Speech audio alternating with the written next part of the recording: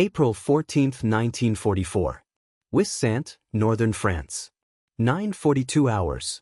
Snowmelt dripped from the tiles of a German coastal headquarters as a bitter Atlantic wind pushed low clouds across the sky. The compound, an austere concrete structure reinforced with sandbags and flanked by two 20mm Flak-Vierling guns, buzzed with morning activity. Motorcycles growled. Officers barked orders. Boots slammed across frozen gravel. And through the front gate, under the raised barrier and right past a saluting sentry, walked a man who absolutely should not have been there. He wore the field gray uniform of a Hauptmann of the Wehrmacht, the collar tabs crisp, the greatcoat dusted with flecks of frost, a leather map case swinging confidently under one arm. His pace was measured, his chin lifted, his expression mildly irritated, as if late for a briefing he himself had demanded. No one suspected a thing. His forged identification papers bore the name Hauptmann Erich Dorner, logistical liaison from the 84th Corps. But the man wearing them was not German. He was Captain William Harrow, British SOE, Special Operations Executive. 36 years old. Fluent in German with a Swabian accent so perfect it fooled native officers. A master of disguise who could alter posture, gait, and facial tension until even close acquaintances failed to recognize him. This morning, Harrow was on the most dangerous assignment of his career.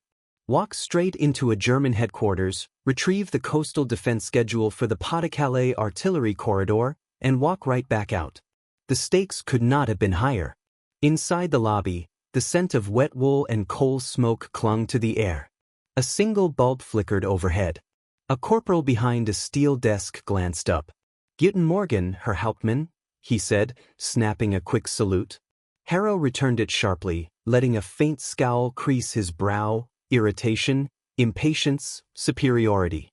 He had learned long ago that dismissal was the best camouflage. Act like a man who expects not to be questioned. "Where is Oberst Kleist?" Harrow demanded, letting a clipped Swabian accent cut the air. "He summoned me 20 minutes ago for the munitions allocation review." The corporal blinked. "The Oberst is already in the war room. There was a last-minute change." "Of course there was," Harrow snapped, rolling his eyes. "It would help if messages arrived before the briefing." The corporal straightened, stammering apologies. Harrow walked past him, boots echoing off concrete. He could feel sweat gather beneath his collar. Not from fear, Harrow had trained himself to bury that, but from the density of surveillance inside this compound. Every corner held a pair of eyes. Every hallway hummed with tension, paperwork, and the metallic rattle of weapons being cleaned. He moved through the corridor as if he owned the place. Two Luftwaffe officers stepped aside. A Feldgendarmerie sergeant snapped a salute so crisp it cracked. An adjutant muttered about supply delays, none recognizing that the Hauptmann, brushing past them, was a British espionage specialist with a miniature camera sewn into his left glove. The deeper Harrow went, the louder the war room became. Typewriters, radios, boots thudding on wooden platforms. But at the branching corridor where the floor dipped slightly, just as reconnaissance sketches had shown, Harrow turned away from the noise. His boots carried him into the quieter administrative wing.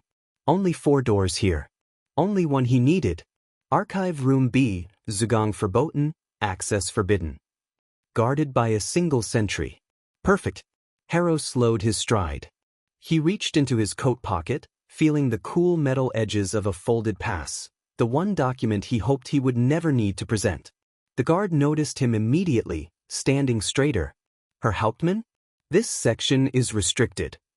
Harrow gave him a flat, annoyed stare. "Yes, soldier. That is why I am here." The guard hesitated. "I wasn't told." "You weren't told because Oberst Kleist doesn't trust the clerical staff to keep secrets for more than 5 minutes," Harrow replied, lowering his voice and stepping closer. He requested a cross-check of the Pas-de-Calais gunnery timetables. "Personally." The guard swallowed. Harrow held out the folded pass. The guard accepted it, looked it over, then glanced back. Harrow's face was a mask of cold impatience. Finally, the guard stepped aside. Harrow exhaled silently and entered the archive room. The door closed behind him with a soft metallic click. Inside, dust motes drifted like falling ash. Rows of filing cabinets stretched into dim corners. A single desk lamp glowed over stacks of dispatch folders and coastal artillery maps. The air smelled of ink, paper, and the faint tang of oil from a heating pipe. This was it. 10 minutes. Maybe less. Get the documents. Photograph them. Walk out as if nothing happened. Harrow closed the blinds. From outside, the guard shifted his weight. Boots scraped once against the floor. Harrow slipped off his glove, revealing the miniature camera lens stitched into the fingertip. He began searching the filing drawers. A voice barked from the hallway. "Halt! Who authorized access to this room?" Harrow froze. The guard answered, but his voice trembled. And the second man's tone carried authority. A higher-ranking officer. Footsteps approached. Harrow closed the drawer silently, heart hammering. The doorknob turned. And the British spy prepared himself for the most fragile seconds of his entire war. The latch clicked. The door opened only a few inches, just enough for Harrow to see the shadow of an officer's coat, the polished sheen of a belt buckle, and boots that stopped with the authority of someone used to being obeyed. A gravelly voice followed. "Hauptmann? Why is this room sealed?" Harrow turned deliberately, allowing a beat of annoyance, never fear, to color his expression. He kept one hand resting casually on the desk, as though interrupted in the middle of perfectly legitimate work. Standing in the doorway was Major Ruprecht Weiss, liaison officer from Army Group B. A veteran. The worst possible kind of observer. Behind him stood the nervous young guard, boots shifting on the floor like he wanted to sink into it. Harrow snapped a crisp salute. "Herr Major, I was instructed by Oberstkleist to retrieve the Pas-de-Calais gunnery timetables. There has been inconsistent reporting from the 41st Battery. Something about fuel misallocation. The Oberst wanted confirmation." He delivered the explanation with an exhausted tone, precisely the attitude of an officer dragged into bureaucratic nonsense before lunch. A tone Weiss would have heard 1,000 times in this war of paperwork and attrition.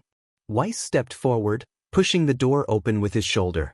His blue-gray eyes scanned Harrow, then the desk, then the filing cabinets. "Fuel misallocation?" Weiss repeated, his voice thick with skepticism. "This is not a depot.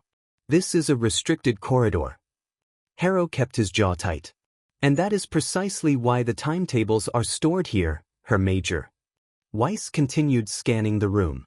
Harrow felt a bead of sweat roll between his shoulder blades. He could not allow Weiss to step any closer, not toward the drawer he had opened, not near the blinds he had closed, not near the faint dust shift where a folder had been moved. The Major's eyes landed on the glove lying on the desk. A single glove. His gaze sharpened. Harrow spoke instantly. "Apologies. Ink stain.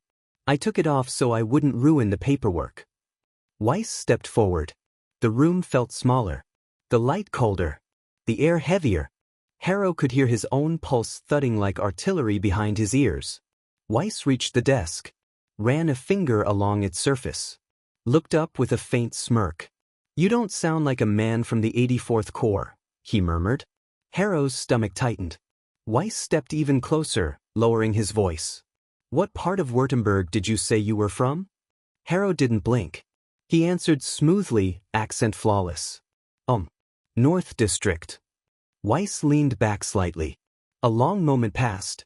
The Major wiped his hands on his coat. "My sister lives near the cathedral. Terrible street.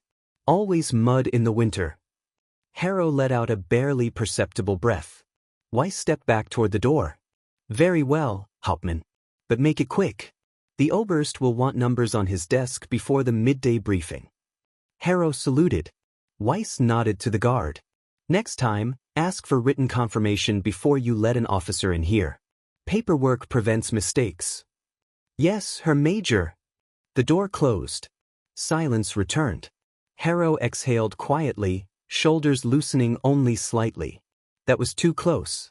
One wrong detail, one misplaced inflection, one glance at the wrong seam on his forged uniform, and he would be dead before reaching the back wall.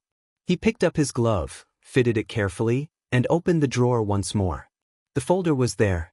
Pas-de-Calais, Artillerie Plan, Calendarium. The full of schedules, targeting grids, ammunition counts, and the rotation chart of heavy batteries. Exactly what London needed. He slid the document open and began photographing page after page, each click from his fingertip camera muffled under his breath. 24 pages. 40. 60. Every image, every angle, captured and stored in a tiny roll of microfilm hidden inside his belt buckle. He had nearly finished when heavy footsteps echoed from the hallway again. Not one set. 2, 3. Voices. Quick. Urgent. Harrow stiffened. Then a sharp knock rattled the door. Hauptmann Dorner, a voice called.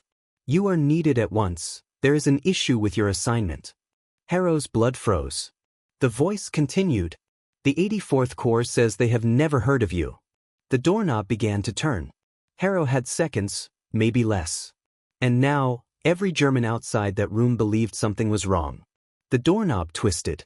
Harrow's mind snapped into overdrive, training, instinct, and raw survival merging into a single razor-sharp second. He swept the remaining papers back into the folder, closed the drawer, and moved toward the opposite side of the room where a tall metal cabinet cast a long shadow. He didn't have time to hide. But he had just enough time to rearrange the battlefield. The door swung open.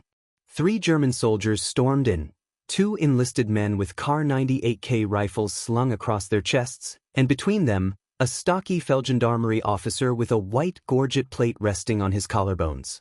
Military police, never a good sign. Hauptmann Erich Dorner, the MP barked. Harrow turned, face carved with a mixture of irritation and superiority. He crossed his arms as if insulted by the intrusion.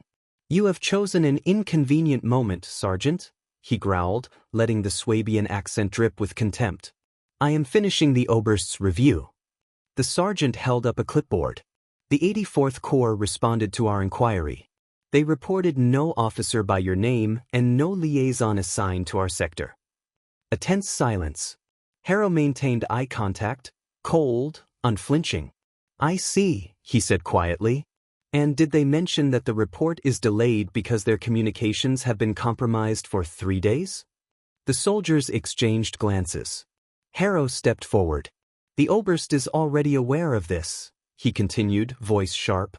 He instructed me to continue my work regardless of bureaucratic confusion. Unless you wish to contradict his authority? Because if that is your intention, Sergeant, I will step aside and allow you to personally explain why you halted his inspection. The sergeant stiffened. Doubt flickered in his eyes. Harrow kept pushing. Or perhaps you would prefer to confront Major Weiss and tell him he allowed an impostor to walk past him not 10 minutes ago? One of the enlisted soldiers visibly paled. The MP swallowed hard. Explain yourself, he demanded, voice wavering. No, Harrow shot back. You explain why you are interrupting the Oberst's schedule. He delivered the line with such icy authority that all 3 men froze. For a moment, the air cracked with uncertainty. A voice thundered from the hallway. Sergeant, why is that door open? Harrow recognized it instantly. Major Weiss. The man who had nearly exposed him minutes earlier. The sergeant panicked. Herr Major, we were just. Close that door at once. Weiss barked. The sergeant slammed it shut. But the mistake was fatal. Now Harrow was sealed inside a small room with 3 armed soldiers and the most suspicious officer in the building standing just outside. There was no bluff left to use. No time for persuasion. No second chance. Harrow's right hand slipped inside his coat, fingertips brushing the cold metal cylinder clipped to his belt. A custom-made SOE smoke capsule disguised as a fountain pen. The tiniest twist armed it. The MP stepped forward. Hand me your identification, Hauptmann. Harrow smiled faintly. Of course. He stepped close and dropped the pen at their feet. A violent humph filled the room. Dense gray smoke erupted upward like a geyser. The soldiers shouted, blinded, coughing. One fired a reflexive shot into the ceiling. Plaster rained down. Harrow moved like a ghost. He kicked the MP's knee sideways, fast, brutal, silent. The man collapsed. A rifle swung blindly in his direction. Harrow caught the barrel, twisted, and drove it hard into the soldier's sternum, sending him crashing backward into a filing cabinet. The third soldier stumbled, choking and trying to raise his weapon. Too slow. Harrow was already behind him, arm locked around his throat. The soldier dropped without a sound. Outside the door, Weiss yelled, "What is going on in there? Open this door." Harrow had seconds. He slid the bolt shut, a temporary barrier, and crossed the smoky room to the far corner where a ventilation hatch sat half-loosened. Intelligence reports had flagged it as a potential secondary exit. One problem: the screws were intact. Harrow reached into his sleeve and pulled free a tiny magnetic tool, one he had hoped he wouldn't need. He jammed it into the nearest screw. Outside, fists pounded the door. "Hauptmann! Step out immediately!" The screw spun free. Harrow pulled it out with his teeth, spat it onto the floor, and twisted at the second one. The door behind him shuddered violently as someone shouldered it. The second screw came free. More pounding. Boots. Shouts. Orders. Metal scraping. The hatch loosened. Harrow yanked it open. Cold air rushed in. He hoisted himself upward, boots slipping, hands stinging, lungs burning with smoke. Behind him, the bolt finally snapped. The door flew open. German soldiers flooded the room. Rifles lifted. A dozen pairs of eyes locked onto the escaping intruder. And Major Weiss shouted the order that Harrow feared most. "Skiason! Shoot him!" Rifles fired. Sparks burst around the metal vent. Harrow pulled himself through the opening, flattening his body as bullets whined past his legs. He vanished into the crawlspace above the archive room, just as a hail of gunfire shattered the vents below. He did not know where this duct led. He did not know how many Germans were now converging on the building. But one thing was certain: Harrow was no longer unnoticed. The crawlspace was barely high enough for Harrow to lift his head. Dust coated the metal grating. Hot pipes pulsed along the walls like iron arteries. Every movement threatened to echo through the hollow structure. Below him, the archive room erupted with chaos. "He's in the ceiling," someone shouted. Then, the rattle of a ladder being dragged. Boots scrambling. Weapons clattering. Harrow crawled forward on elbows, breath shallow, body tight. The smoke from his diversion seeped upward, mixing with the heat of the building, stinging his eyes. He pushed onward, following a narrow maintenance duct that intelligence sketches had shown only in rough outline. The SOE briefing officer had warned him. This building is a patchwork of old French masonry and new German reinforcements. Expect unpredictability. He was living those words now. Behind him, metal screeched, the ladder scraping against the floor as German soldiers rushed to position it beneath the vent opening. He needed distance. He needed darkness. He needed an exit. Harrow reached a junction where the crawlspace forked into two directions, left toward the radio communications wing, right toward storage and the vehicle yard. The radio wing would be crawling with men by now. Turn right. The metal duct vibrated suddenly. Someone had climbed into the ceiling behind him. Harrow heard the dull thud of a rifle but striking the metal. "Weiss says he can't have gone far. Check every meter." Voices echoed like thunder inside a tin box. Harrow moved faster, scraping his shoulders against the duct walls. Sweat dripped onto the metal beneath him, tiny dark spots forming trails. A burst of automatic fire tore through the vent behind him. Sparks cascaded. Metal screamed. Harrow flattened himself instantly, feeling hot fragments glance off his coat.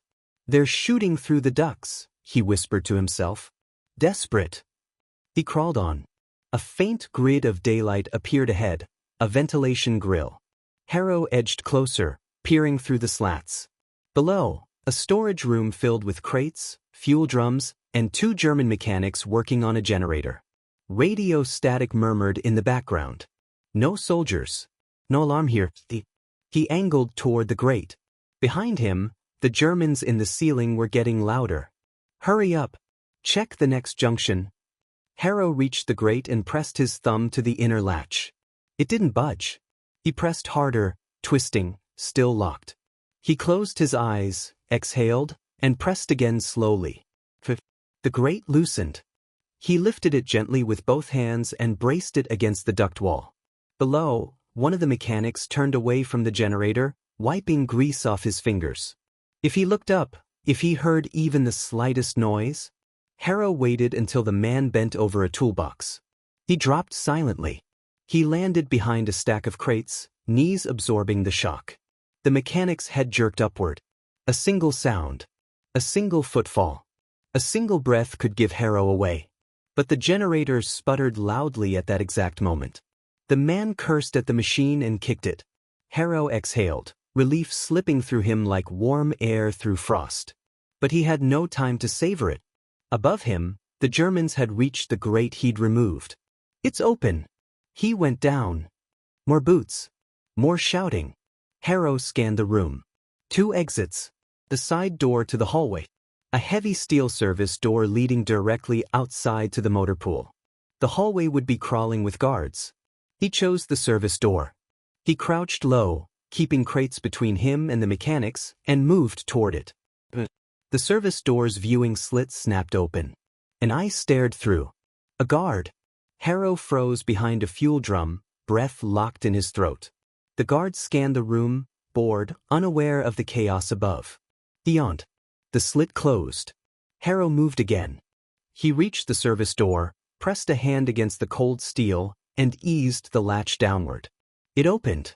Just a crack at first, enough for a gust of cold coastal wind to knife into the room. He looked out. The motor pool lay spread before him, rows of trucks, staff cars, and motorcycles lined with snow-dusted covers. 2 sentries stood near the fuel depot, smoking, chatting. But the sky was his real concern. A lookout tower loomed above the compound, and a soldier inside it swept binoculars across the yard at regular intervals. Every 30 seconds. Harrow counted silently. The tower guard turned left. Stopped. Turned right. Then swung his gaze toward the headquarters. Harrow ducked behind the door frame. He waited. The guard turned away.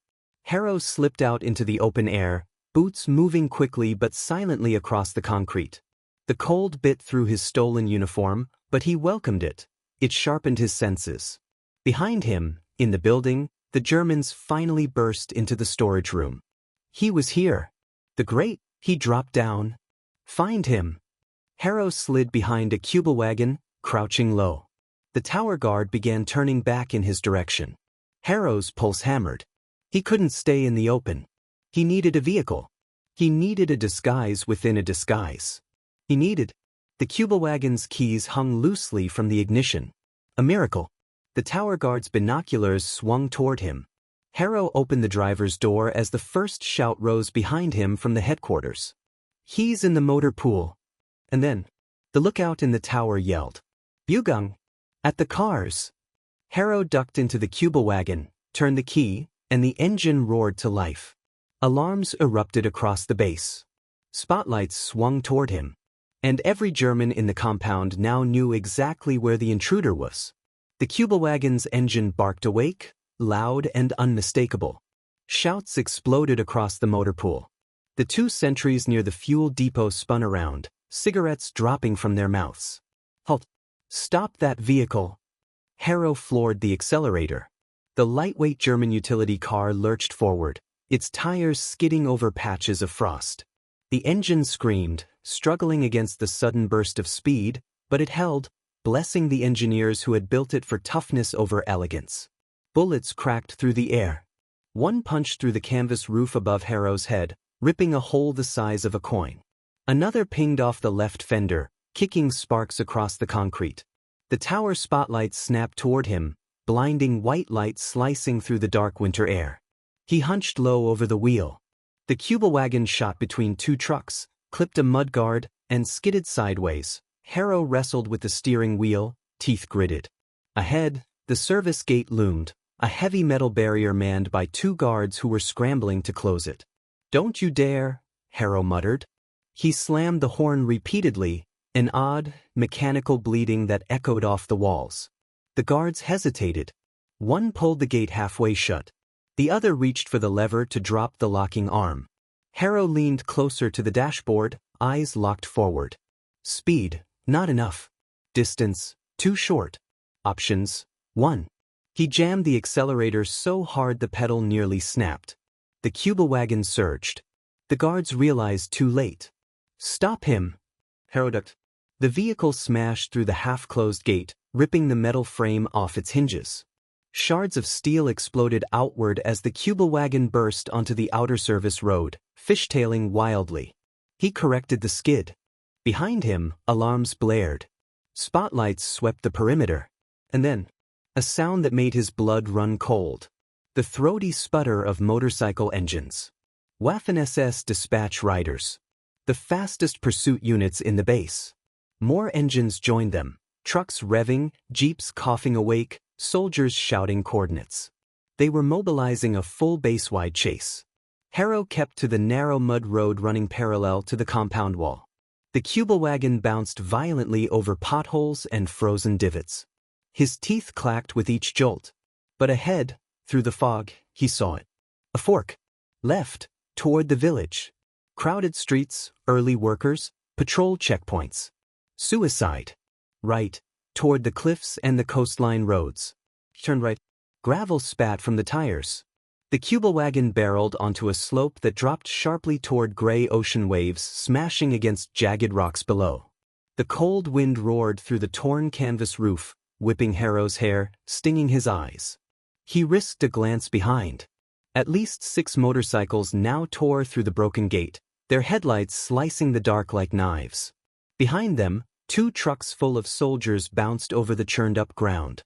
The lead motorcyclist lifted a submachine gun one-handed. Harrow jerked the wheel. Rounds peppered the road, kicking up dirt and sparks. One bullet ripped through the right mirror, another shattered the rear light. "Persistent bastards," Harrow hissed. He drove harder. The coastal road narrowed, sheer cliff face on his right, death drop on his left.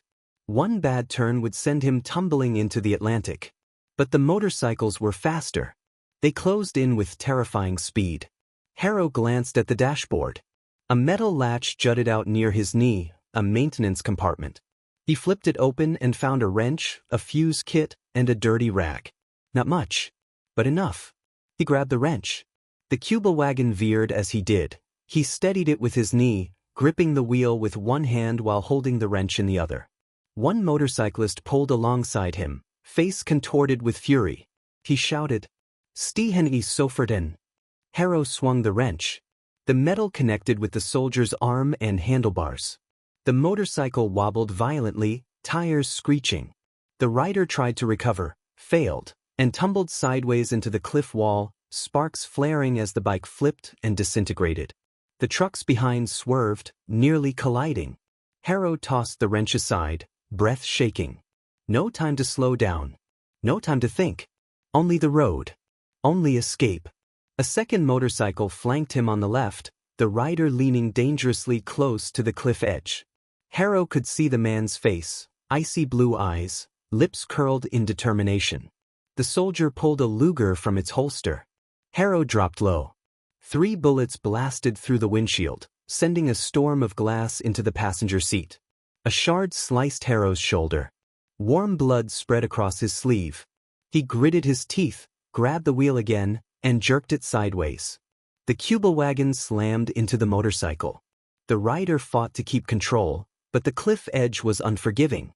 The bike skidded, tipped, vanished over the side. Harrow forced the vehicle straight again just as a truck roared up behind him, men in the back aiming rifles over the tailgate.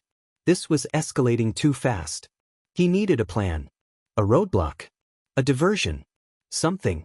The cliff road curved ahead, and as Harrow turned into it, he saw salvation. Or disaster. A narrow coastal tunnel carved into the rock, just tall enough for one vehicle at a time. A blind passage. No room to maneuver. No space to dodge. Perfect for an ambush. Or a trap. Harrow slammed the accelerator. Behind him, the trucks and remaining motorcycles followed, engines howling like hounds on a fox's scent. If he could get inside the tunnel, if he could choke the entrance, if he could collapse something, he might just survive. He raced toward the darkness of the tunnel mouth. Just as the first German soldier climbed onto the hood of the pursuing truck, aiming his MP-40 directly at Harrow's back. The trigger tightened. The tunnel rushed closer. And Harrow had only seconds left. The German command center, once a hive of rigid structure and military precision, had been transformed into a place of frantic doubt. The air buzzed with overlapping shouts, slamming drawers, the rasp of boots pacing too fast to be orderly. A typewriter clattered somewhere in the background, its rhythm uneven, each keystroke sounding like a heartbeat out of sync.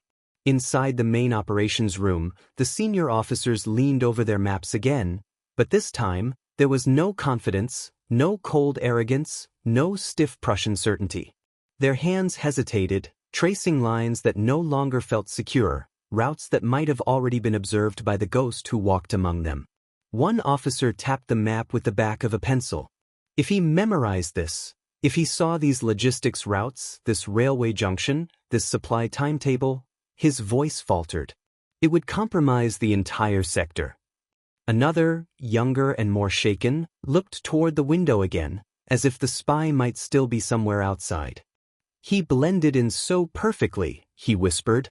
He even knew the watchwords. How is that possible? The highest-ranking officer, sharp-eyed, silver-haired, the kind of man carved out of discipline and expectation, stood silently for a long moment. His jaw clenched. His pride fought for dominance over the dread building inside him. Finally he spoke. A single line. But finally, he didn't memorize anything. The room fell silent. He knew everything before he arrived. A shiver ran through the officers. Because that meant something far more dangerous than a lucky infiltrator. It meant they had a mole. Or worse, several. If the British spy had walked in with that level of confidence, if he had moved among them as though he belonged, if he had known the internal layouts, the ranks, the gestures, the routines, then this wasn't an isolated breach. This was a systemic collapse of German security. For a moment, all the officers imagined the same terrifying scenario. Every message compromised. Every movement tracked. Every strategy anticipated before it was even executed. It was, in effect, a nightmare. And for the first time that day, someone said what every man had been trying not to voice out loud. What if he's not the only one? No one answered. Because they all knew the truth. If one man could walk into their headquarters and walk out unnoticed, another could be doing it right now. Or yesterday. Or tomorrow. The silver-haired officer folded his arms behind his back, posture stiff, gaze distant. "Gentlemen," he said, "lock down the entire compound. No one enters or leaves. Question your men. Double-check all passes. Triple-check them. I want every scrap of paper authenticated. Every radio operator interrogated. Every messenger verified." He paused. "And God help us if we find nothing. Because that would mean the breach is still here." Boots thundered as they obeyed. Doors slammed. Orders echoed. Fear, quiet, disciplined fear, ran beneath every motion. And outside, in the cold air of the fading afternoon, the British spy walked calmly down the road, coat collar raised against the wind, hands tucked into his pockets. No rush. No panic. Not even a backward glance. He didn't need to hurry. Because by the time the Germans realized the true scope of what he had taken, it would already be in British hands. And the war, at least in this small but crucial corner, had already shifted. Not with tanks, not with bombs, but with one man, two forged signatures, and a disguise that fooled an army. The spy's footsteps blended effortlessly with the natural rhythm of the occupied countryside. Gravel compressed softly beneath his boots, and the faint hum of distant artillery rumbled across the low hills like a reminder of the stakes he was playing with.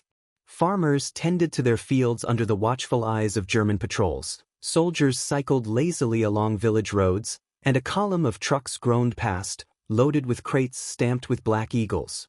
It all looked ordinary, completely routine. But the man walking calmly through it knew that at this very moment, the German high command was detonating from within, panicked, suspicious, turning on itself. He kept walking. Ahead, just beyond a cluster of leafless trees, a small stone bridge crossed a narrow river. It was a peaceful place, almost too peaceful considering what he carried inside his mind. German troop rotations for the next 3 weeks, railway timetables, supply depot locations, officer names, command hierarchies, the vulnerabilities in their logistics chain. He didn't need a single sheet of paper. The British had trained him to be the paper. As he approached the bridge, he allowed himself a small, private smile. It wasn't pride. Pride was dangerous. It was something colder, sharper. A razor-thin satisfaction in knowing that he had dismantled an entire German command center with nothing but posture, eye contact, and fluency in a language spoken with absolute confidence. He reached the middle of the bridge and paused. Below him, the river moved in silent coils between the stones, slow, dark, carrying fallen leaves out toward the broader currents of the French countryside. To any passerby, he was just another German officer on brief patrol. His uniform was crisp, his insignia perfectly placed, his gait identical to those he had walked among hours earlier. But then he did something no German officer would have understood. He raised his wrist slightly, revealing the underside of his sleeve. A faint glint caught the dying light. A pin. A tiny, almost invisible symbol, 3 interlocking rings. It was a code. A signal. A message to someone watching from the opposite bank. A moment later, a fisherman sitting on a crate lifted his hat, just 2 fingers against the brim, nothing more. The confirmation. The spy didn't alter his pace as he left the bridge. But in his mind, the mission shifted to its next phase. Phase 1. Infiltrate. Phase 2. Extract intelligence. Phase 3. Disappear into normality. Phase 4. Deliver. He was heading now toward a farmhouse that looked like every other farmhouse. Red roof tiles, sagging shutters, a wind-battered weather vane. But beneath that mundane exterior was one of the most important dead-letter drops in the region, a place where resistance couriers and British operatives exchanged information without ever speaking face-to-face. As he reached the gate, he noticed something, a subtle movement behind the curtains. Just 1 inch of fabric shifting in the dim light. A sign. Someone was inside. That wasn't supposed to happen. The farmhouse was meant to be empty. An unmanned drop. A safe location with no witnesses. For the first time that day, his calm expression tightened. He loosed his shoulders slightly as if adjusting his coat. But what he really adjusted was the position of the small, compact well-rod pistol hidden beneath it. He stepped toward the door. The world around him remained deceptively peaceful. The distant rumble of trucks, the faint sound of geese from a nearby field, a dog barking somewhere far behind a barn. Normality. Perfect normality. But the man approaching the farmhouse knew better. Something had shifted. Something was wrong. Something waited on the other side of that door. And the Germans, still in chaos behind him, were the least of his worries now. He knocked once. So, measured. The door creaked open. A silhouette stood inside. Not German. Not British. Not resistance. Someone else entirely. Someone he had not expected. And that was the most dangerous kind of surprise.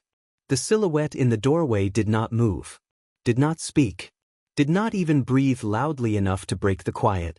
For a moment, the spy stood framed by the fading evening light, the soft crunch of gravel beneath his boots the only sound anchoring him to the world. His hand hovered near his coat, close enough to draw the well rod but not so close as to betray suspicion. The figure stepped forward. A woman. Middle-aged, sharp-eyed, wrapped in a plain wool coat dusted with straw, as if she had come straight from tending animals. But her posture did not belong to a farmer. Her shoulders were too straight, her gaze too steady, her hands too still. She wasn't French resistance. They would have used prearranged lines, coded questions, gestures, signs. She remained silent. That was worse. Silence meant she wanted him to speak first. Silence meant control. He did not give it to her. He dipped his head slightly, adopting the posture of a German officer annoyed by a delay. Was Mackenzie here? What are you doing here? Her reply came immediately and flawlessly, in polished High German. Warten auf Sie. Waiting for you. The chill that ran through him lasted only half a second, but it was enough. He eased his grip on his hidden weapon, making his movements slow, relaxed, almost lazy. If she was aware, he could outtalk her. If she was Gestapo, he could outthink her. If she was well, that would be more complicated. He followed her inside. The farmhouse was dim, lit only by the low ochre glow of an oil lamp. Dust motes drifted lazily through the air. The scent of hay, old wood, and cold stone lingered, alongside something sharper. Tobacco smoke. Someone else was here. His eyes scanned the room. Boots, not German standard. Coat, military cut but unstamped. Hat, hung on a peg, British shape. British. Not one of his. But definitely British. The woman gestured toward a chair, but he didn't sit. "Who are you?" he asked in English now, keeping his voice low, steady. She shrugged. An interruption. The answer was not helpful. But her accent, Northern England. Her composure, military. Her confidence, impressive. Spy? Courier? Runner? Handler? But no. He knew all the handlers in this region. Then the back door creaked open. Another figure slipped inside. A man this time. Younger. Harder. Dressed like a farmer but moving like someone who had been trained to kill silently and without hesitation. He froze when he saw the spy. Then his face shifted. Recognition. "Oh, bloody hell, it's you." The spy didn't move. Apparently. The younger man stepped closer, incredulous. "They told us you were dead." The spy raised an eyebrow. "I hear that a lot." The woman finally crossed her arms. "We intercepted a German transmission this morning. They described a British infiltrator inside their headquarters. They said he walked out in broad daylight." Her eyes narrowed, not hostile, not yet, but hungry for information. "They gave a description," she continued. "It matched you." "Exactly." "So you came here," the spy said, "to do what?" "Verify." "Verify," she agreed. "And, depending on the truth." Her hand drifted toward the inside of her coat, where something metallic glinted. "Decide what to do with you." The threat. The test. A warning. But he didn't react. "I have the intelligence," he said calmly. "Everything. And I am walking it to London myself." The younger man stiffened. "That wasn't the plan." "No," the spy said. "But plans die the moment they meet reality." Silence filled the room, thick, heavy, stretching like a rope drawn tight. Then the woman asked, "If you walked into a German headquarters, and walked out?" She leaned forward, voice lowering to a whisper. "How many of them saw your face?" The spy met her gaze without fear. "All of them." Her expression didn't change. The younger man swore under his breath. The farmhouse seemed to shrink around them. Because if that was true, if dozens of German officers had seen him, if he had been inside long enough to memorize their secrets, then the Germans were already hunting him with a fury unmatched by anything else in the region. Which meant something else. Everyone in this farmhouse was now in danger. The woman drew a slow breath.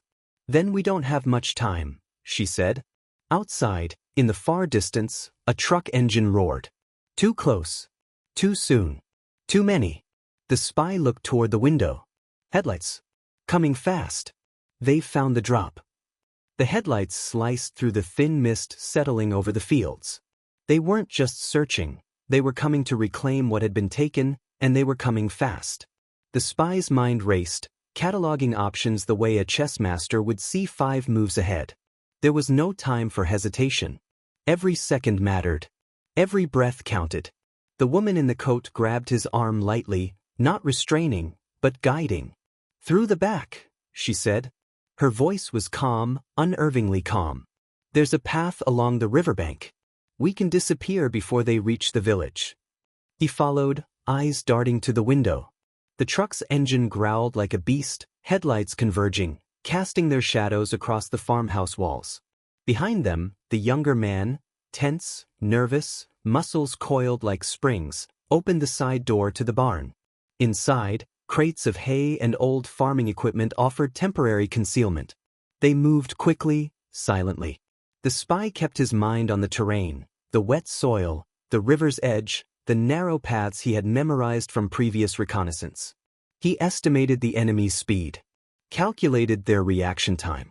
He could feel the subtle rhythm of pursuit, the mechanical cadence of boots, the groan of suspension on uneven ground, the shout of a German soldier half hidden behind a fence post.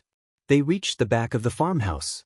The woman pointed to a barely visible track along the riverbank, narrow, obscured by reeds and the low-hanging branches of gnarled willows.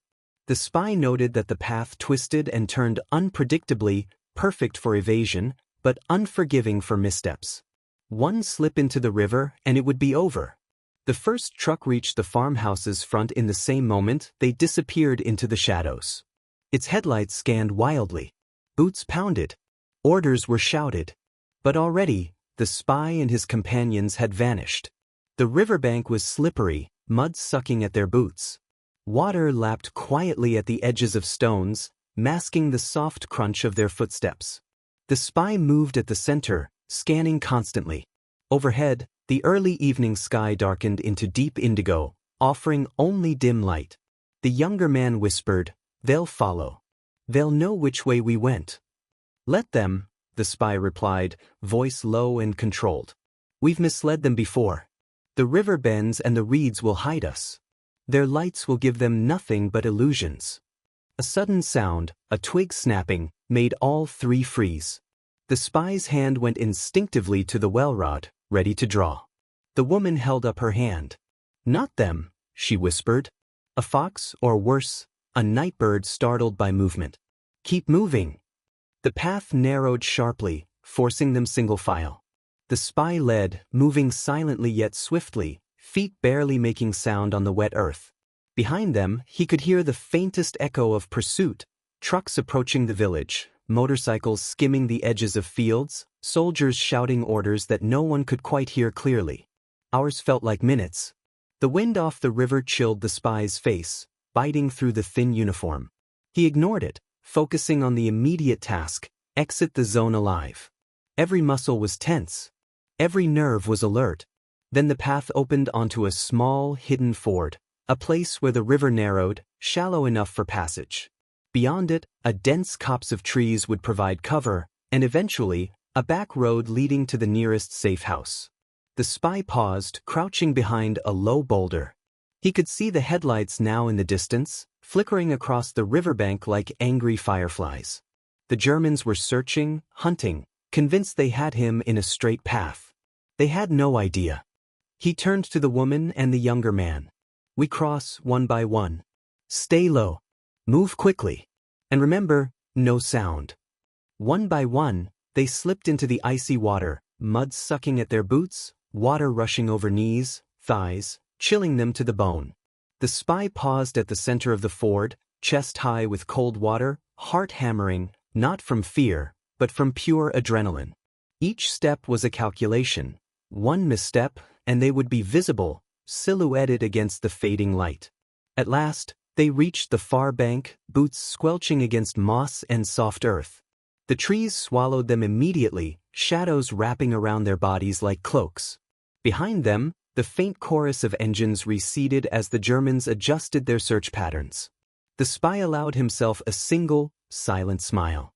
He had escaped the impossible, again. But he knew this was only the beginning. The documents he carried were now more dangerous than he had ever imagined. Every German officer who had glimpsed him, every officer whose secrets he had stolen, now knew that their chain of command was vulnerable. The moment he delivered the microfilm, the war would shift, quietly, invisibly, irrevocably. And as the three figures melted into the forest, the first stars appearing in the indigo sky above, the spy whispered under his breath, "London will want every word." The forest was alive with the subtle noises of night, the rustle of leaves, the distant cry of an owl, the gentle murmur of the river winding through shadowed banks.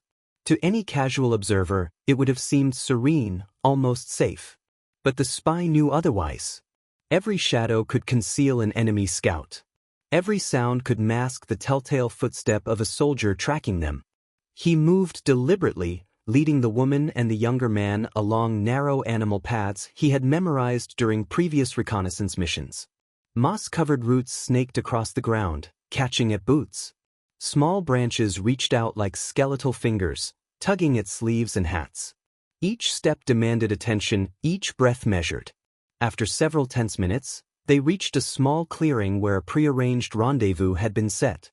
A single, weathered wooden cart leaned against a tree, partially hidden by reeds. On it rested a bag of supplies, blankets, rations, and, most importantly, a sealed satchel for the documents. The spy reached for the satchel, checking it carefully. The microfilm, intelligence reports, and copies of orders were all present. He weighed the bag in his hands, feeling the extraordinary responsibility it carried. These papers weren't just pieces of information, they were the skeleton key to disrupting an entire German division's operations. He glanced over his shoulder. The forest was still quiet, but he knew the moment of calm was temporary. The Germans would intensify their search once they realized he had vanished from the village. They would comb every back road, every hedge line, every ditch. The chase was far from over. "Are you certain this path leads to the safe house?" the younger man asked, voice barely above a whisper. The spy nodded. "I mapped it myself. A mile through the woods, then a hidden trail along the ridge. From there, we can take a secondary road that skirts the next village. The British resistance has eyes along the route. We'll be watched but not touched." The woman shifted the satchel, ensuring it sat securely against her hip. "Then we move quickly. Every second counts." They proceeded, the spy bringing up the rear this time, keeping an eye on both the trail ahead and the subtle noises behind. The forest seemed to stretch endlessly, each shadow and rustle a potential threat. Every snapping twig, every crack of a branch set their hearts racing, but the spy's training held him steady. Halfway along the path, a distant shout echoed through the trees. Harsh, guttural, unmistakable German. The trio froze, listening. "Search the forest. He must be here." The spy motioned for silence, and they slipped deeper into the shadows. They moved closer to the riverbank, where the dense thickets would conceal them. The water reflected the pale moonlight, offering a natural guide through the darkened undergrowth. Hours seemed to stretch into one continuous moment as they pressed forward. The spy led with unwavering confidence, his eyes scanning constantly, calculating distance, estimating the enemy's movements. Every instinct he had honed through months of training screamed vigilance, yet he moved as though the danger were a mere shadow. Eventually, the trees thinned, revealing the hidden trail along the ridge. From this vantage point, the villages below were visible, tiny clusters of light, oblivious to the drama unfolding above. He signaled the others to move faster, knowing the Germans could be regrouping at any moment. As they descended the ridge along the hidden trail, the spy allowed himself a fleeting thought of satisfaction. The operation had succeeded so far. Infiltrate, gather intelligence, escape undetected. But he knew the real test remained, delivering the stolen documents safely to British hands. Only then would the hours of tension, the risk of exposure, the split-second decisions, matter. The younger man finally spoke, voice trembling slightly. "I can't believe we made it out alive." The spy didn't respond. Not yet. His focus was absolute. He kept scanning the horizon, the forest edge, the back roads that would lead them to their contacts. One misstep, one sound, one glance in the wrong direction could undo everything. And somewhere, beyond the trees, hidden in the shadows of occupied France, the German officers still searched, unaware that the most critical intelligence of the day was already slipping through their fingers, moving quietly, invisibly, toward the Allies. The spy's hand brushed the satchel at his side, and for the first time, he allowed himself the faintest smile. Soon, every plan, every calculation, every subtle deception would converge in London. Soon, the intelligence would speak louder than any bullet, louder than any artillery, louder than any battlefield roar. And he, the ghost who had walked into the German headquarters and walked out unnoticed, would remain a shadow, untouchable, untraceable, indispensable. The forest swallowed them, carrying their steps forward into the uncertain night, toward the waiting hands of the British intelligence network. The forest path gave way at last to the narrow back road that the spy had memorized, a ribbon of worn cobblestones half hidden under frost and fallen leaves. It wound along the hillside, sloping gently toward a small, abandoned railway siding where the resistance had arranged a clandestine rendezvous. Even here, The danger lingered. The Germans had mobilized vehicles in the surrounding villages, and patrols crisscrossed the countryside like spiders weaving a web. A single misstep, a stray headlight, a snapping branch, or a suspicious passerby could unravel the entire operation. The spy signaled the woman and the younger man to move cautiously. The satchel of intelligence swung lightly against her hip. "Keep it close. No one sees it, no one knows it exists except us," he murmured.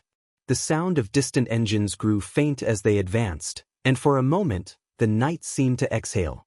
Mist rose from the fields below, curling along the hedgerows like ghostly fingers. The spy's mind was alert, every sense tuned to the slightest anomaly, the shimmer of moonlight on a metal surface, the faint echo of footsteps not their own, the rhythmic beat of a distant horse galloping toward them. They reached the abandoned siding, a tangle of rusting rails, broken crates, and the skeletal remains of freight cars. It was the perfect hiding place, open enough to receive them, concealed enough from any casual observer. From the shadows emerged another figure, cloaked in the muted uniform of the French resistance. A single lamp flickered in his hand, casting jagged shadows across the cracked stone platform. The spy recognized the signal immediately, a simple flash of light 3 times, pause, 2 flashes, a prearranged code confirming the site was secure. He stepped forward, finally allowing a measure of relief to seep into his posture. The documents had survived, and the network awaited. He handed the satchel to the resistance operative, who weighed it, nodded, and disappeared silently into the shadows to deliver it to London. For the first time since entering the German headquarters hours ago, the spy exhaled fully. His body, tense for so long, began to relax in the chill night air. But he did not linger. There were still kilometers of occupied territory to cross, and every second of delay increased the risk of interception. Behind him, the woman and the younger man moved with the same quiet efficiency. The spy led them along a series of hidden paths, using every technique in his mental playbook to remain invisible. Even the wind seemed to conspire, carrying their footsteps silently, masking their presence. As they neared the edge of the forest, faint lights flickered in the distance, cottages, a farmhouse, a barn, signs of life, but also potential threats. The spy's eyes swept the terrain, analyzing every shadow, every doorway, every chimney puff of smoke. At a secluded farmhouse known only to the resistance, they paused. A small wooden gate creaked under the weight of careful hands, opening onto a courtyard dimly illuminated by a single lantern. A pair of figures emerged from the house, their expressions guarded but welcoming. "You made it," one said softly. "We've been waiting." The spy allowed a brief, almost imperceptible nod. "Yes," he said. "And the Germans will only know we were gone when it's far too late. Everything is in motion now." The woman placed a reassuring hand on his shoulder, sensing the unspoken exhaustion beneath his calm exterior. "You did more than walk in and out unnoticed," she said. "You've shifted the balance. The information you carried, it will change everything." The spy looked toward the horizon. Far in the distance, the first hints of dawn began to touch the sky with pale light. The night had been long, tense, and fraught with danger, but the mission was complete.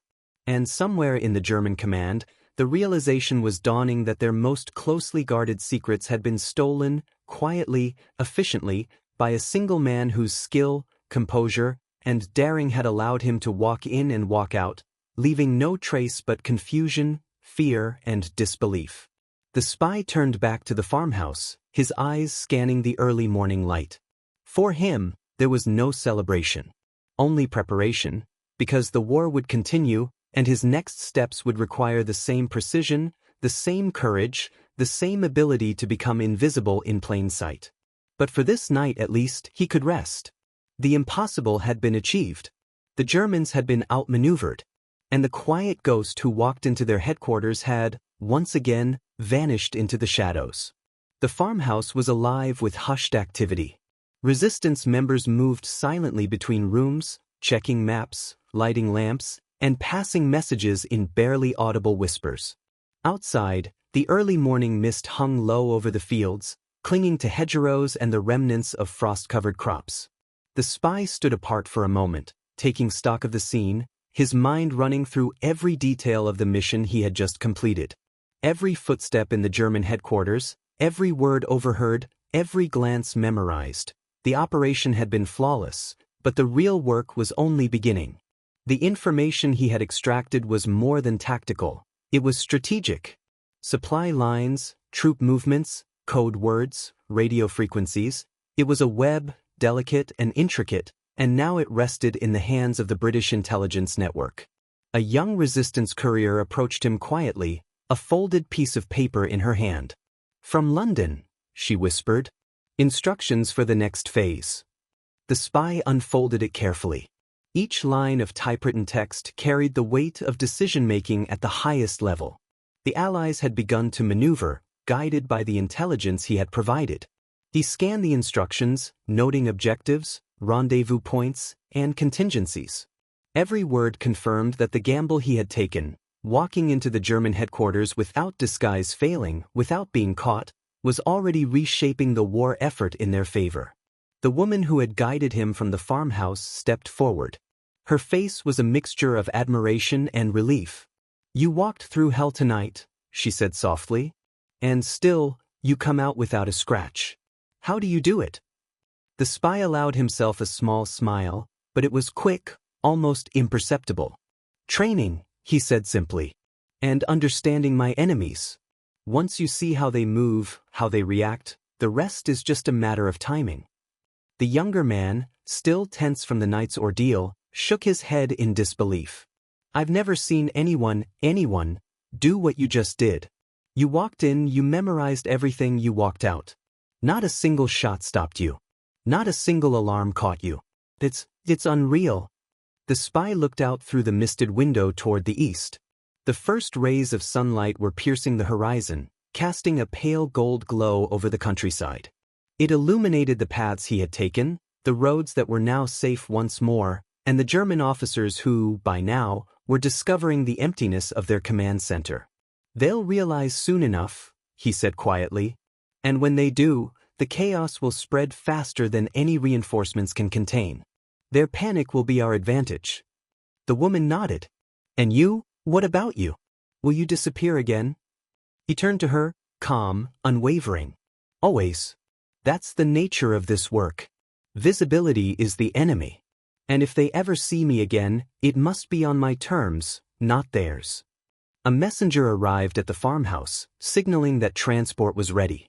Horses, carefully chosen and prepared to avoid suspicion, waited in the shadow of the trees. The spy retrieved the satchel once more, securing it over his shoulder. Every step forward was deliberate, every movement silent, calculated to avoid drawing attention. As they mounted the horses and began their journey through the foggy fields, the spy allowed himself a fleeting thought of satisfaction. The mission had been impossible in every sense. An infiltration of a heavily guarded German headquarters, in broad daylight, with no backup, no firepower, no room for error. Yet he had not only survived, he had succeeded. Behind them, the faint rumble of distant engines was already fading. The Germans were left to their disbelief, shouting orders that would yield nothing. They would search, they would question, they would panic, but they would never catch him. Not tonight. Not ever. And as the spy rode silently into the waking countryside, the first full light of dawn breaking across the fields, he understood something that few would ever grasp. Sometimes, the most decisive weapon in war is not a gun, a tank, or a bomber. It is a single mind, moving like a ghost, invisible yet unstoppable, leaving behind nothing but confusion, fear, and the promise of change. The journey to London awaited, but for this moment, the spy allowed himself to simply exist in the triumph of the invisible victory he had carved out in broad daylight. The ride through the misty morning countryside was deceptively calm. Frost clung to the fields, and the thin veil of fog muffled the sounds of the world, except for the steady rhythm of horse hooves against the earth. Each step carried them closer to London, closer to the moment when the stolen intelligence would be turned into action. Yet the spy's mind never rested. Danger, after all, was always closer than it seemed. He scanned the horizon with the practiced eye of someone trained to read threats in the smallest details. A hedge moving against the wind, the reflection of sunlight on metal suggesting an observation post, or a shadow that didn't belong. The Germans could be regrouping, could have deduced his route, could be waiting to ambush them at any choke point along the network of safe roads he had memorized. The woman rode quietly beside him, keeping the satchel secure and her horse calm. She was competent, capable, and aware, but the spy knew the responsibility ultimately rested on him. Every movement, every choice, was a decision between survival and disaster. Hours passed in tense silence. The countryside slowly brightened, revealing small villages and farmsteads beginning their day. Doors opened, children laughed, chickens clucked. But to the spy, the world felt like a stage where the audience was unaware of the invisible players moving behind the curtain. At a river crossing, they paused. The water was swift, carrying the chill of the night's frost downstream. They dismounted and guided the horses carefully, ensuring that the prince they left would not give away the route to a casual observer or a German patrol. Every detail was a potential risk: the splashing of water, the creak of leather, the glint of metal from the satchel's clasp. Once across, they remounted and continued along narrow lanes that wound through orchards and hedgerows. The spy's focus was absolute, yet his mind replayed the events of the previous night. The infiltration, the motor pool escape, the motorcycles, the tunnel, the unexpected farmhouse encounter. It all had come together in a sequence of precise actions, each dependent on the other. Any miscalculation would have meant capture or death. By midday, they reached the outskirts of a small town where a British intelligence liaison awaited. The operative emerged from the shadows of a narrow alley, signaling them forward. The spy handed over the satchel without hesitation. The operative weighed it in his hands, glanced at the spy, and nodded, a silent acknowledgement of the stakes involved and the success achieved. As the documents were secured, the spy allowed himself a brief moment to exhale. The mission, the long hours of careful planning, the audacity of walking into a German headquarters in broad daylight, all had succeeded. The stolen intelligence was now in safe hands, ready to be used to disrupt German operations, save countless lives, and tilt the balance in this theater of the war. Yet the spy's work was never finished. He blended back into the streets, taking on the appearance of a simple traveler, an ordinary man passing through a town. He would continue to move, invisible, untraceable, until called upon again. Every mission, every step, required the same patience, the same discipline, the same skill to vanish and reappear at the precise moment when his presence mattered most. In the minds of the German officers who had watched him walk in and out unnoticed, there would be disbelief, frustration, and growing paranoia. They would question their procedures, doubt their men, and scramble to close gaps that had already been exploited. But it was too late. The intelligence was gone, and their most secure secrets now belonged to the Allies. And so, in the quiet streets of a war-torn country, a single man moved like a shadow, carrying with him the proof that courage, skill, and calculated audacity could achieve what brute force could not. The spy had not only survived, he had rewritten the rules of engagement, leaving behind a story that would be whispered in intelligence circles for years to come. How a British operative had walked into the heart of the enemy and emerged, unscathed, victorious, and unseen. By late afternoon, the spy had slipped into the quiet anonymity of London's outskirts. The city's smoky horizon rose ahead, chimneys sending wisps of gray into the pale winter sky. The streets were busy, filled with civilians, ration queues, and soldiers blending with the crowds, exactly the cover he needed. Every step through the city was measured, every glance cautious, yet outwardly ordinary. No one noticed him. No one cared to. He reached a safe house, tucked into a narrow alley far from main roads. Its entrance was discreet, a faded wooden door, half hidden beneath a swinging sign that had long ceased to advertise anything. Inside, the warmth of a fire and the faint smell of tea welcomed him. The room was filled with operatives, analysts, and officers waiting for the intelligence he carried, the true weight of the war in a single satchel.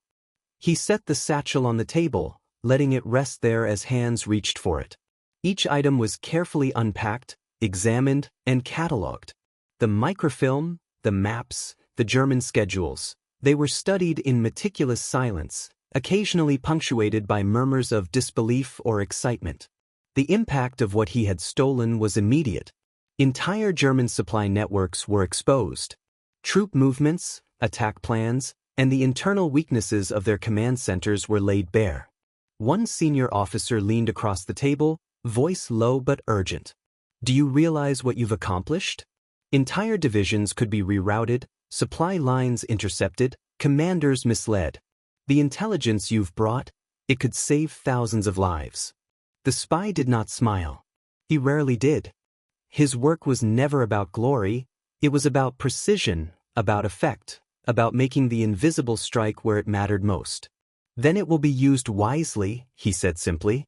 As the operatives continued their work, the spy allowed himself a brief moment to reflect on the infiltration, the German headquarters, the nerves of steel, the audacity of walking in under their noses. Every detail had mattered. The way he had mimicked officers' gestures, the careful timing of his questions, the slight hesitation that made his presence believable, even the cadence of his German. It had been perfect execution. But now, the consequences were unfolding. Every map, every schedule, every coded message had the power to shift the war in subtle, decisive ways. And the Germans, when they realized the breach, would panic. Commands would be questioned. Loyalty would be doubted. Chaos would ripple through their ranks before any response could be organized. Outside the safe house, London streets carried on indifferent to the invisible battle that had just been won. Trams rattled, vendors shouted, and the city breathed in its endless rhythm. Yet in a single room, intelligence officers pored over maps and documents, working to convert the spy's stolen knowledge into action. The spy stood silently by the fire, watching the analysts move with purpose. He understood that his role was complete for now. He would vanish again, fade into the background, becoming a ghost in the midst of a bustling city, waiting for the next mission, the next impossible task.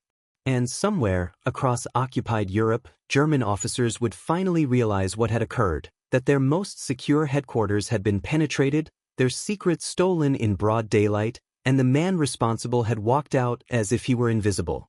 It was the kind of operation that would be whispered about for years, recounted in intelligence circles, studied in spy schools, and remembered as a masterstroke of audacity, skill, and courage.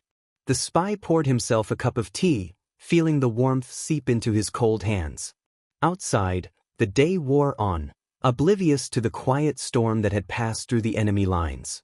Inside, the wheels of war had been shifted by one man, who had achieved the impossible with nothing but presence, intellect, and unwavering nerve. And in that moment, he allowed himself the faintest acknowledgement of what he had done, without pride, without boasting, but with a deep, settled understanding that sometimes the most extraordinary victories were invisible to all but those who knew the truth. Even as the analysts pored over maps and microfilm, translating the stolen intelligence into actionable plans, the spy remained a shadow among them. He observed quietly, noting how each piece of information could be leveraged, railway timetables synchronized with supply convoys, officer rotations vulnerable to misdirection, communication codes susceptible to interception. Every detail was a thread in a tapestry that, once pulled, could unravel an entire section of the German war effort. A knock at the safe house door made him tense. Visitors were always a risk. The senior officer attending the intelligence nodded toward him. "Stay," he said, voice low. "Let me handle this." The spy moved to a corner of the room, careful to remain out of sight. Through the frosted glass of the door, he could see two men approaching. They were dressed in standard civilian coats, but there was a precision to their movement and an alertness in the tilt of their heads that marked them as operatives. One carried a briefcase. The other scanned the street like a hawk. The door opened. A brief exchange of words, a handover of documents, and they disappeared into the misty afternoon. The spy noted every detail, the posture, the gait, the timing, and committed it to memory. Even here, in the supposed safety of London, awareness was survival. Returning to the fire, he allowed himself a single moment to study the room. Analysts moved with quiet urgency, officers whispered strategy, maps spread like islands of light under the dim lamps. The stolen intelligence was no longer just information, It was power, subtle and lethal. Every plan drafted from it, every movement adjusted based on it, would ripple outward, unseen but devastating to the enemy. The woman who had guided him from the countryside approached, her expression unreadable. "You're remarkable," she said softly, almost admiringly. "I've seen many operatives, but none who could do what you just did. Walk in, steal their secrets, walk out, it defies logic." The spy did not respond. He had learned long ago that praise, like visibility, could be dangerous. Instead, he simply nodded, letting the acknowledgement pass in silence. The work mattered, not the recognition. Minutes later, another messenger arrived, this time with instructions for the next stage. The spy scanned the note with calm efficiency. The mission would continue. Routes, drop points, and rendezvous schedules had been updated.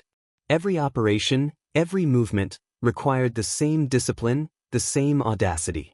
He understood this fully. Survival was not about brute strength. It was about precision, adaptability, and the ability to become invisible in the midst of chaos. As night approached, he prepared to move again. He would disappear into the streets, becoming a ghost once more, ready for the next assignment. The stolen intelligence had already shifted the balance, but the war was far from over. Every German officer who had glimpsed him, every command center he had infiltrated, would be haunted by the knowledge that the British ghost existed, and that he could strike anywhere, at any time, without warning. The spy left the safe house quietly, melding into the shadows of London's labyrinthine streets.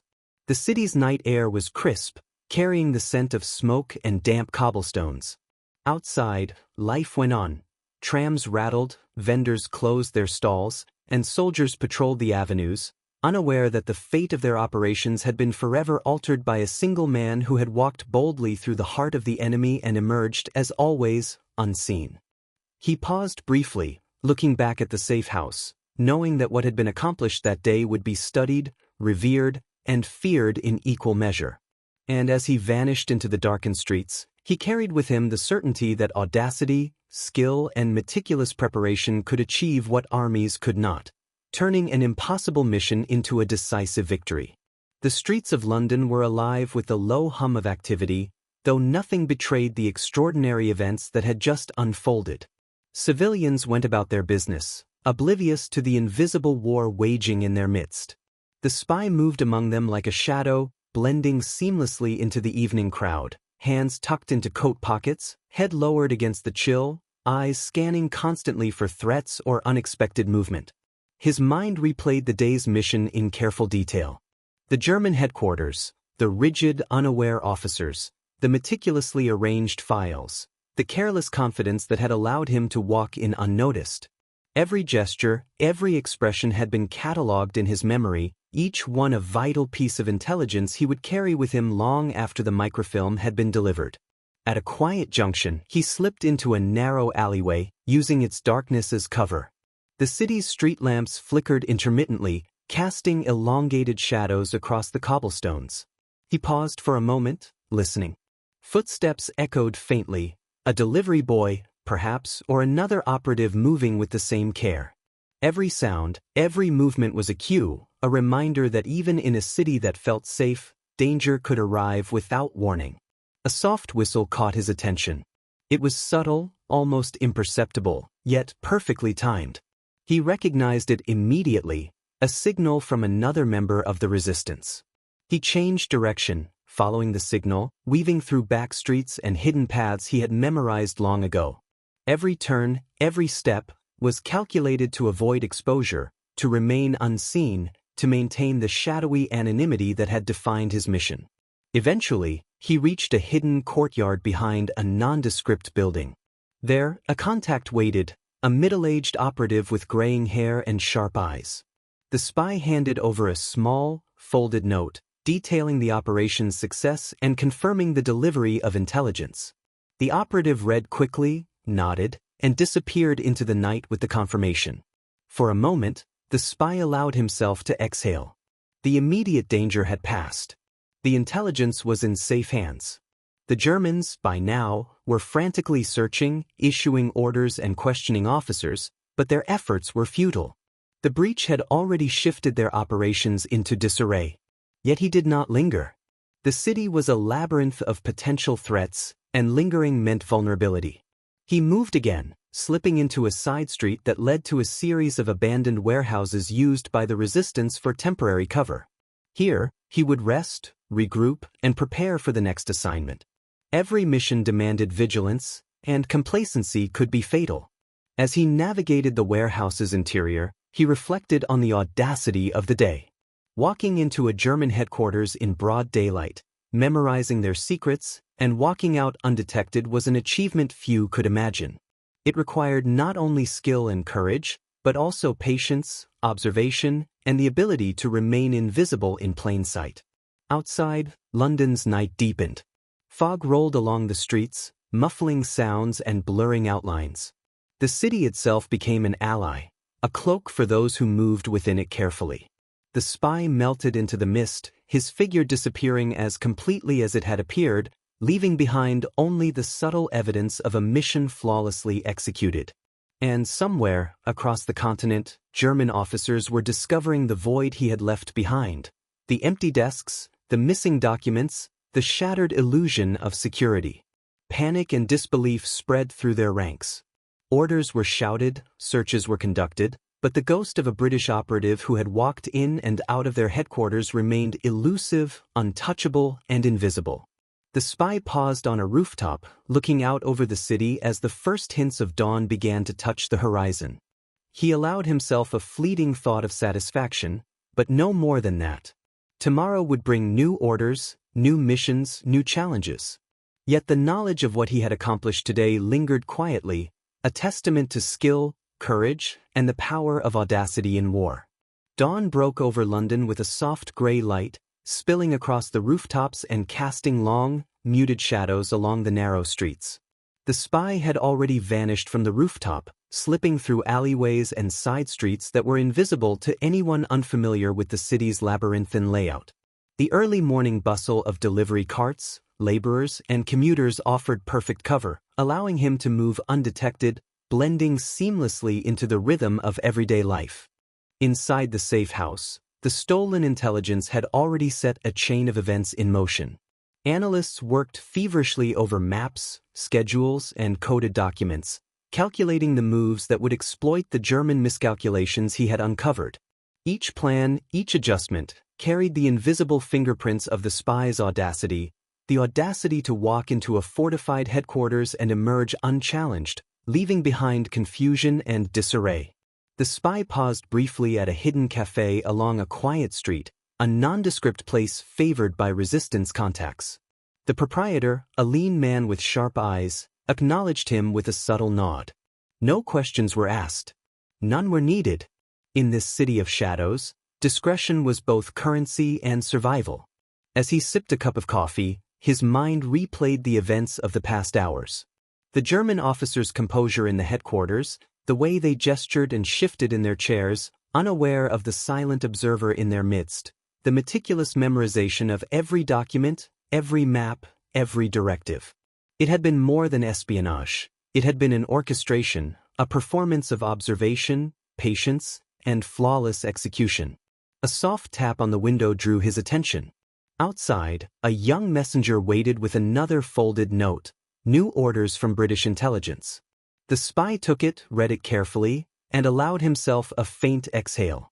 The mission had not ended, it had merely evolved.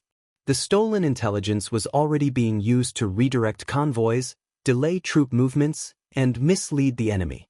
His role now was to remain in motion, to continue the invisible influence he wielded without detection. He rose from the table, leaving behind the faint warmth of the cafe, and disappeared into the streets once more.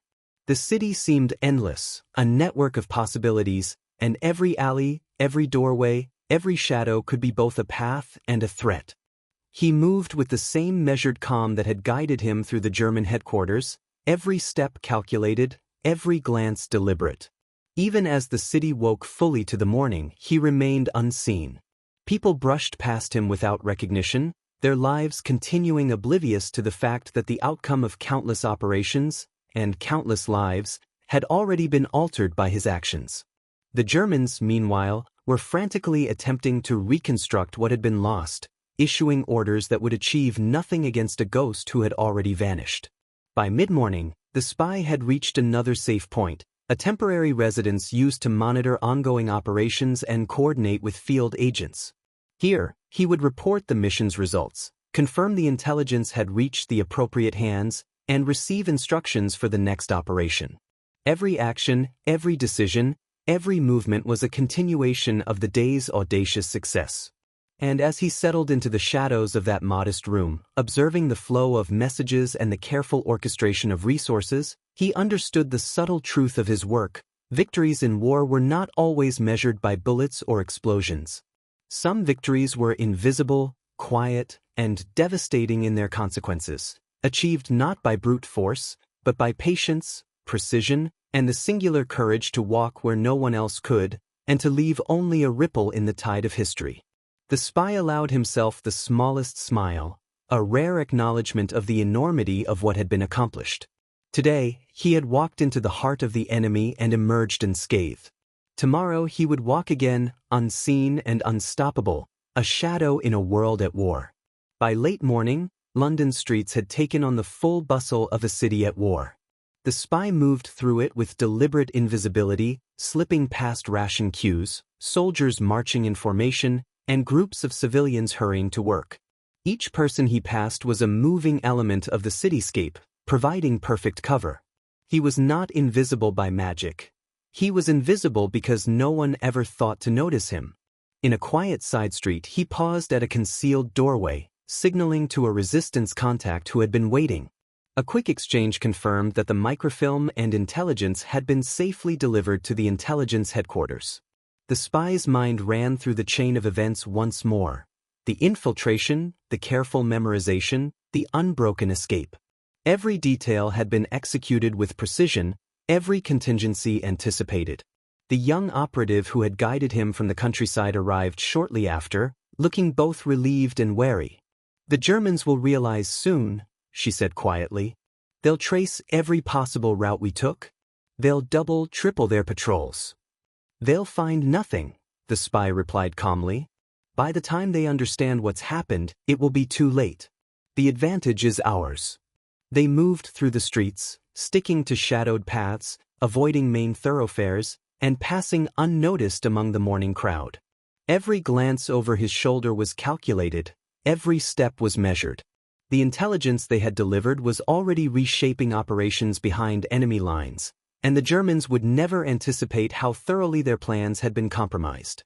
Hours later, the spy reached a secluded safe house that would serve as a temporary base. Inside, analysts and officers were already working on implementing the changes that his mission had enabled. Maps were updated, routes shifted, and orders dispatched, all based on the stolen documents that had been carried through the heart of enemy territory in broad daylight. The spy set down the satchel for a final time. He did not linger, though the weight of what had been accomplished pressed on him quietly. He understood that success in his line of work was fleeting. Celebration was a luxury he could not afford. Tomorrow would demand the same vigilance, the same skill, the same ability to vanish without a trace. Yet for this brief moment, he allowed himself to acknowledge the magnitude of the day's achievement. One man had walked into the enemy's headquarters, unchallenged, gathered intelligence that could alter the course of operations, and walked out again, leaving nothing but confusion and disbelief in his wake. It was audacity refined into action, courage executed with precision, and a demonstration of the power of a single, determined mind. Outside, London continued its rhythm. The city was alive with smoke, noise, and movement, an intricate backdrop to a war that stretched far beyond its streets. But within its alleys, hidden corners, and shadowed buildings, one figure remained a ghost, the spy who had walked boldly into the heart of the enemy and emerged unscathed, invisible to all but the consequences of his actions. As the sun began to climb higher, the spy disappeared once more into the maze of streets, ready to melt into the fabric of the city, ready to continue the quiet, relentless work of a ghost in the war. The Germans, meanwhile, would spend hours, then days, tracing phantom footsteps, questioning officers, and shaking their heads in disbelief. They would never understand that their most secret intelligence had been stolen not by a force of arms, but by one man's courage, skill, and absolute mastery of invisibility. In the theater of war, the quiet victories, those won by wit, nerve, and audacity, often mattered far more than the loud ones. And this, perhaps, was the greatest lesson of all. By evening, London's skyline had softened under the dim glow of twilight. Smoke from chimneys wove delicate spirals into the sky, the faint hum of distant traffic merging with the low murmur of the Thames. The spy moved silently through the city, a shadow among shadows, his presence undetectable even to those trained to notice irregularities. Inside a secure office, British intelligence officers had already begun to act on the information he had delivered. Convoys were rerouted, German supply depots sabotaged, troop movements delayed, and communications compromised. The documents he had stolen were no longer mere paper. They were levers, silently shifting the balance of power in the European theater. Every calculation, every maneuver, bore the imprint of his daring infiltration. The spy paused atop a quiet rooftop overlooking the city, watching as the sun dipped below the horizon. His face was calm, unremarkable, and entirely unreadable.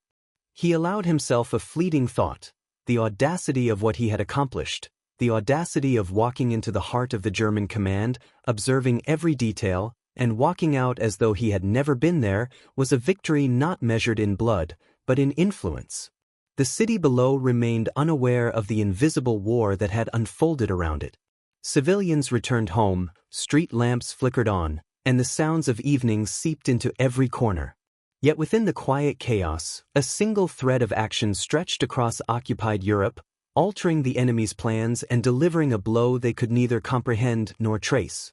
He recalled the officers in the German headquarters, their confident postures, their casual dismissal of ordinary protocol, their certainty of security. Every hesitation he had noted, every predictable pattern he had exploited, had become a tool in his hands. And now, far from that place, the consequences were rippling outward in ways the enemy would only realize too late. The woman who had guided him and the younger operative from the countryside joined him on the rooftop. They exchanged no words. Words were unnecessary. The mission had spoken for them. The stolen intelligence, the escape, the flawless execution, these were the acts that defined them. A distant siren sounded, carrying over the rooftops. The spy looked out at the sprawling city, absorbing the ordinary rhythms of life, and then, as if slipping between cracks in reality, he vanished. One moment there, the next, gone, an invisible presence, leaving nothing but consequence behind. Across Europe, German commanders would struggle to piece together what had happened. They would search for answers, double their security, question their own men, but the spy had already moved beyond their reach. The files were gone, the knowledge in British hands, and the man who had dared the impossible would fade into legend. A ghost, a shadow, a master of disguise who had walked in and out of the enemy's heart in broad daylight, without a single shot fired. History would remember few details of his identity, but the results of his actions, the strategic advantage, the disruption of enemy operations, the panic sown in what had seemed an impenetrable command center, would echo far beyond that day. One man, armed with courage, intelligence, and unwavering composure, had altered the course of the war in ways visible only to those who understood the quiet power of a ghost. And so, in the quiet streets, under the fading light, the spy disappeared into the night, leaving behind no trace, no signature, only the invisible mark of a mission perfectly executed. The Germans would never forget the day they were outwitted, and the British would quietly celebrate a triumph that required nothing more than audacity, skill, and an unflinching resolve to move unseen through the enemy's heart. For in war, sometimes the most decisive victories are won not with bullets, but with silence, shadow, and the daring mind of a single, extraordinary operative.